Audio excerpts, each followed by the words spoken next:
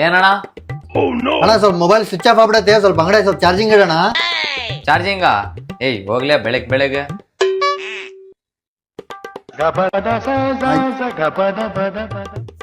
ಓ charging ಇಡಲ್ಲ ಅಂದಲ್ಲ ಇವನು, ನನಗೆ ನೋಡಿದ್ರೆ ಅರ್ಜೆಂಟ್ ಐತೆ. ಐಡಿಯಾ ಬಂತು. ಮತ್ತೇನ್ಲೇ ನಿಂದು? ಇಲ್ಲಣ್ಣ, ಇದು ಮೊಬೈಲ್ ಯಾಕೋ ಸ್ವಲ್ಪ ಚಾರ್ಜಿಂಗ್ ಏರ್ತಿಲ್ಲ, ನೋಡ ಏನ್ ರಿಪೇರ್ ಆಗಿದ್ದಂಗೆ ಐತೆ, ಚೆಕ್ ಮಾಡೋಣ.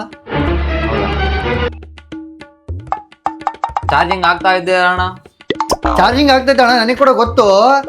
ಆದ್ರೆ 10%ಗಿನ ಮ್ಯಾಗ ಹೋಗಲ್ಲ ಚಾರ್ಜಿಂಗ್. ಅದು ಏನಾಗೈತೆ ನೋಡೋಣ ಸ್ವಲ್ಪ. ಹೌದಾ, ತಡಿ.